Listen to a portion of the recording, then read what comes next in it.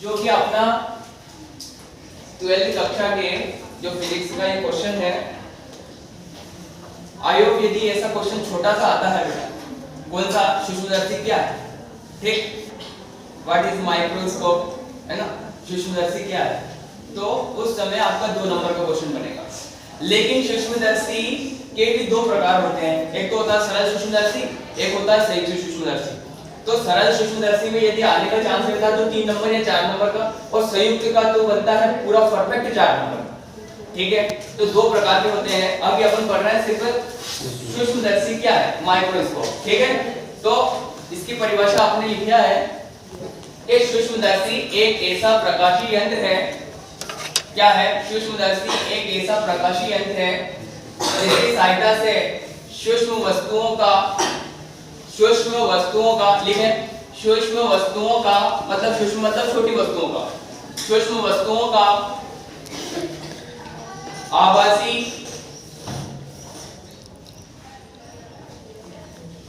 और सीधा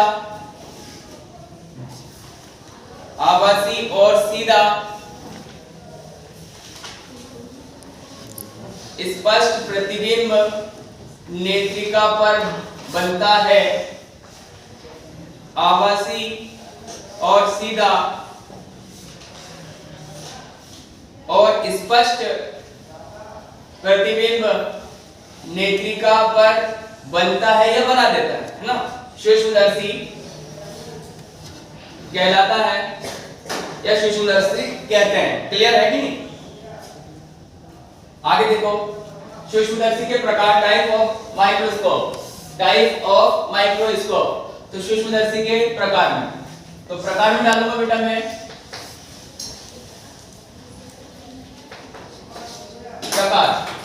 तो कितने प्रकार के होते हैं? एक तो होता है सरल सूक्ष्मदर्शी,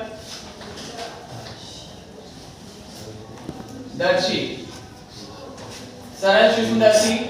दूसरा है संयुक्त सूक्ष्मदर्शी। क्लियर है बेटा? ये 2 टाइप के होते हैं, सरल सूक्ष्मदर्शी और संयुक्त सूक्ष्मदर्शी। बेटा सरल सूक्ष्मदर्शी की परिभाषा अभी तक पूछी नहीं गई है, पर लेकिन कभी पूछ लें तो सरल सूक्ष्मदर्शी क्या है? सरल सूक्ष्मदर्शी एक ऐसा प्रकाशीय यंत्र होता है जो कि जिसमें उत्तल लेंस को एक हैंडल के साथ लगाकर बनी हुई आकृति क्या कहलाती है?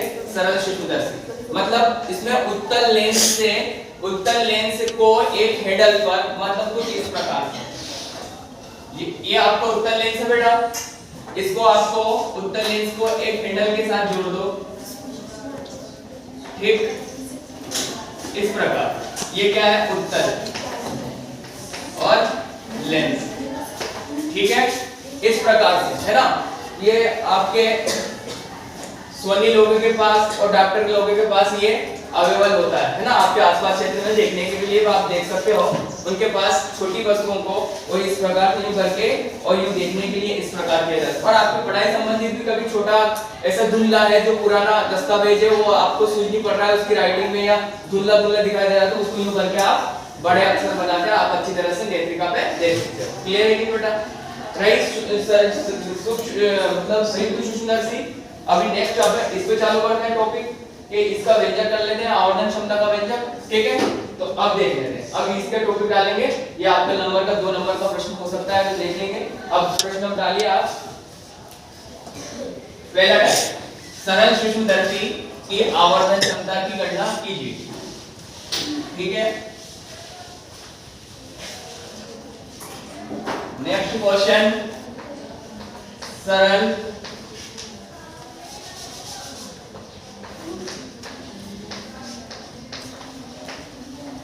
सूक्ष्मदर्शी की आवर्धन क्षमता की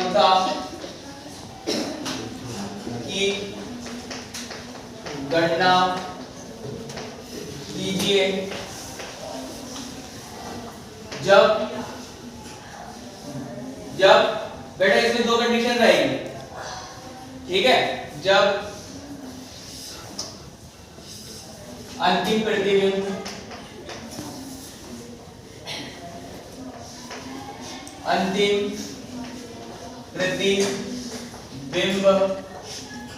स्पष्ट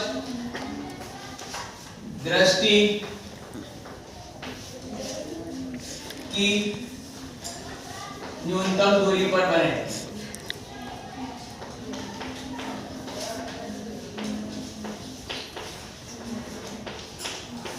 पहला,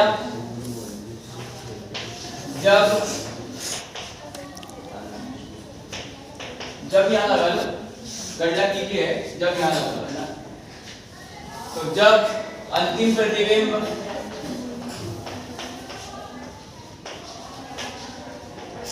बेटा ये अंतिम शब्द ना आए और डायरेक्टली अंतिम शब्द ना लेके जब बोलते जब प्रतिबिंब क्या है इस पर दृष्टि की न्यूनतम दूरी पर बने, और जब प्रतिबिंब क्या है अनंत पर बने, है ना, और अंतिम आ जाए तो उससे कोई डर नहीं है। मतलब अंतिम प्रतिबिंब मतलब कहने का अर्थ एक प्रतिबिंब बनने के बाद में जो स्पष्ट अंतिम बनने वाला लास्ट बनता है रिजल्ट वाला प्रतिबिंब, वो बात कर रहा है। तो आप अंतिम से ना डर के, कभी मान लीजिए अंतिम शब्द दे भी सकता है या नहीं भी दे तो भी क्या देगा, जब प्रतिबिंब इस पर दृष्टि की न्यूनतम दूरी पर बने और जब प्रतिबिंब क्या है अनंत पर बने, या नहीं तो अंतिम जोड़ देगा तो उससे कोई दिक्कत नहीं है। आपको ऐसा कैसे क्वेश्चन छपने में आएगा प्रश्न, है ना, प्रश्न पत्र में ऐसा कैसे क्वेश्चन छपेगा। तो देखिए, जब अंतिम प्रतिबिंब अनंत पर बने, क्लियर बेटा, ये दोनों आपका व्यंजक करना है, ठीक है, दोनों आपको व्यंजक निकालना है, आवर्धन क्षमता निकालना है, क्लियर है बेटा। क्वेश्चन लिखिए,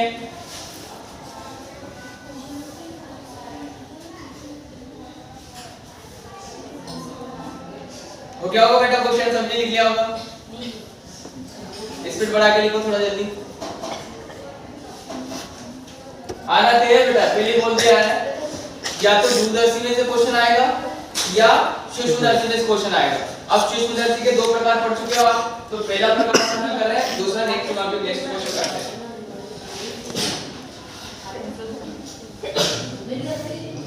बेटा यस सर, देखिए क्वेश्चन यही दिखना है। अभी अपन आवर्धन क्षमता निकालेंगे बेटा, आवर्धन क्षमता के बाद में फिर ये कंडीशन निकालेंगे। पहली स्थिति फर्स्ट में, जब अंतिम प्रतिबिंब क्या होता है इस पर दृष्टि की न्यूनतम दूरी पर बने, और जब अंतिम प्रतिबिंब क्या है अनंत पर बने, दोनों कंडीशन निकालेंगे बेटा, ठीक।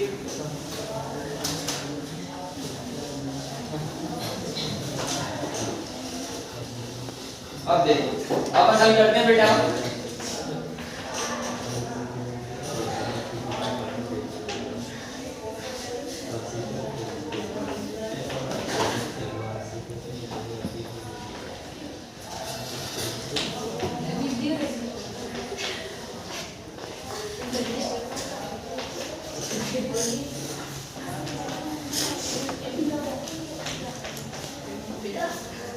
आवर्धन क्षमता ऐसे हेडिंग डाल के अपन इस प्रकार कर देंगे, आवर्धन क्षमता निकालना है तो इसके लिए पहले परिपथ बना लेते हैं।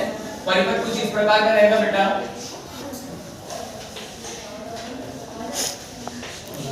परिपथ में क्या करेंगे,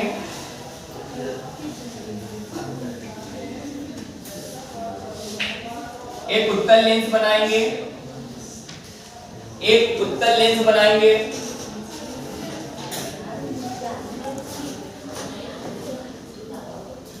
लेंस को दो भागों में बांटेंगे, ये मुख्य अक्ष बनाएंगे, ठीक है। वस्तु बेटा कहीं अंदर का क्वेश्चन पूछे, सुनना अच्छी तरह से बोल तलब करके।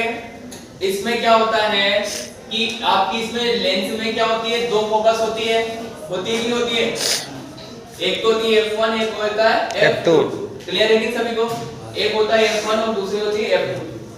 अब मैं कह रहा हूं प्रकाश केंद्र, तो ये O है, वो क्या कहलाएगा बेटा, प्रकाश केंद्र, पता है ना सभी को, है कि नहीं। और यदि यही दर्पण की बात करें तो वो क्या बन जाता है, P जो रहता है वो क्या है, ध्रुव बन जाता है, क्लियर है कि नहीं सभी को। उसके बाद में दर्पण के बाद में दूसरा क्या पढ़ाया था मैंने, लेंस, लेंस में O क्या है, मूल बिंदु बन जाता है। अब पढ़ रहा है बेटा अपन क्या, सूक्ष्मदर्शी। तो सूक्ष्मदर्शी जो ये ओ रहता है, ये क्या है, प्रकाश केंद्र कहलाता है। अब प्रकाश केंद्र के बाद में ये प्रकाश केंद्र और फोकस के बीच में अपन वस्तु रखेंगे बेटा। किसमें, ये कभी पूछे, इतना भी कोई पूछा नहीं है, पर बाय द वे कभी पूछ ले कि सरल सूक्ष्मदर्शी में वस्तु कहाँ रखी रहती है, तो वस्तु रखी रहती है बेटा ए मतलब फोकस और प्रकाश केंद्र के बीच में। क्लियर है बेटा, ध्यान रखना है इस बात को। और अगली वाली में कहाँ रखी रहेगी, बिल्कुल टू एफ पर। जो संयुक्त सूक्ष्मदर्शी है, अभी अपन नेक्स्ट पढ़ेंगे उसकी बात कर रहे हैं, पर इसकी ध्यान रखिएगा।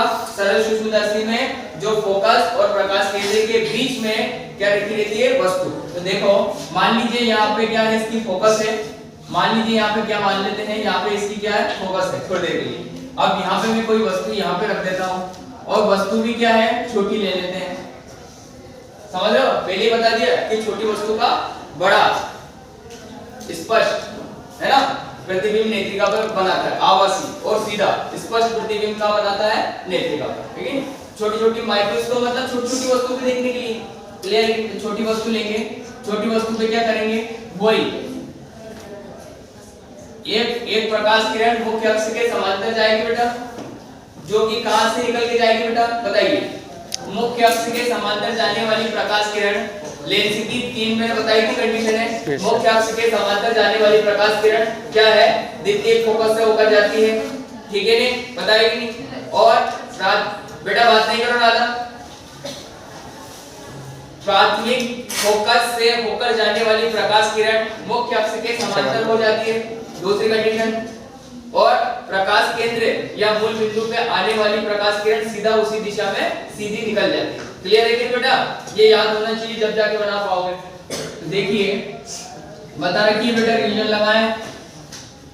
ये क्या है, दो प्रकाश केंद्र गुजारते बेटा। पहली प्रकाश केंद्र को देखो, प्रकाश जो अपन ने वस्तु से जो आपतित किरण डाली है, जो मुख्य अक्ष से जाने वाली प्रकाश किरण कहां जाएगी बेटा, ये द्वितीयक फोकस से।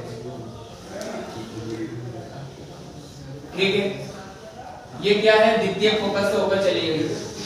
ठीक है, F2। आगे देखो बेटा, इसके बाद में दूसरी क्या है, मूल प्रकाश केंद्र पे होकर जाने वाली प्रकाश किरण सीधी इसी दिशा में चली जाएगी। बेटा ये दोनों कभी नहीं मिलेगी, इधर आगे अनंत तक चली जाएगी, पर दोनों नहीं मिल पाएंगी।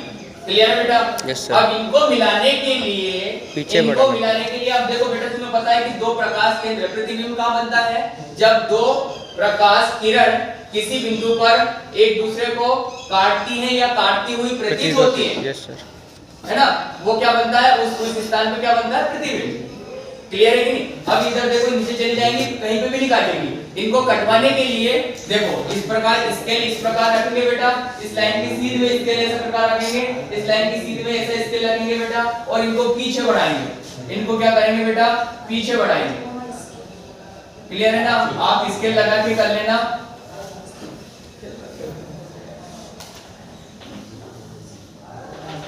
और ये पीछे वाली लाइनें क्या करोगे बेटा, डेड डेज में ले जाओगे। पहले कीजिए, इसको पीछे वाली लाइनों को क्या ले जाओगे, डेड डेज में ले जाना बेटा।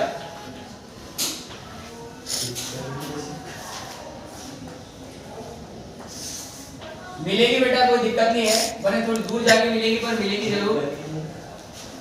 और इस प्रकार यहाँ पे ये प्रतिबिंब बना, ये पीछे वाली को डेड डेज में बढ़ाया मैंने। इस प्रकार यहाँ बना प्रतिबिंब, ये आपका आभासी प्रतिबिंब बनेगा और सीधा बनेगा। क्लियर है कि बेटा? और वस्तु से थोड़ा बड़ा बन रहा है कि नहीं बन रहा है, दिखाई दे रहा है, ये वस्तु है, ये इसका प्रतिबिंब है। माना कि वस्तु का नाम ले लेते हैं ए और ये वस्तु बी, प्रतिबिंब का नाम ले लेते हैं ए डैश बी डैश। क्लियर है कि बेटा? ए बी एक वस्तु है, इसका प्रतिबिंब ए डैश बी डैश पे बन रहा है। क्लियर है बेटा? ठीक है, ये सही है। बने आप चाहो तो F2 लिखे या नहीं लिखे, उससे कोई फर्क नहीं पड़ेगा। ये आपका हो गया सरल सूक्ष्मदर्शी का परिपथ। क्लियर है बेटा? अब इसका अपन व्यंजक गणना करेंगे। अभी वस्तु की दूरी को क्या लेते हैं बेटा, u। वस्तु की दूरी को u o या u ले लो बस सर, वो कहां से ले? और जब प्रतिबिंब क्या है, इस पर दृष्टि की न्यूनतम दूरी पर बने, उस समय क्या लेंगे, उस समय d। ध्यान रखना, डी फॉर डिस्टेंस, जब प्रतिबिंब क्या है स्पर्श दृष्टि की न्यूनतम दूरी पर बने उसे डिले। क्लियर है कि नहीं? अब बेटा डिले बोल देता हूं मैं, आगे आगे जैसे अपन सूक्ष्मदर्शी पढ़ रहे हैं अभी, फिर संयुक्त पढ़ेंगे, फिर दूरदर्शी पढ़ेंगे। बेटा जो लास्ट वाला प्रतिबिंब रहता है ना, अभी आगे अभी छोटा सा क्वेश्चन है, इसमें कोई ज्यादा दिक्कत नहीं, पर आने वाले जो दो क्वेश्चन बड़े हैं दूरदर्शी और संयुक्त सूक्ष्मदर्शी, इन दोनों में बेटा आपको डी से घबराना नहीं है। डी क्या है? स्पर्श दृष्टि की न्यूनतम दूरी, जो कि डी को ही अपन क्या कह सकते हैं? VE। क्लियर है ना? मतलब VE को भी DE कह सकते हैं। मतलब प्रतिबिंब में जो लास्ट वाला बनता है ना, नेत्रिका पे बनने वाला प्रतिबिंब, वो उसको स्पर्श दृष्टि की न्यूनतम दूरी से मापा जा सकता है। क्लियर है कि नहीं? तो थोड़ा सा यह ध्यान रखिएगा, अगला क्वेश्चन में आपका कांसेप्ट पूरा क्लियर हो जाएगा। अब ध्यान रखिएगा, आगे देखो, लिख ले, चित्र बना लो आप, है ना, चित्र बनाओ जल्दी से।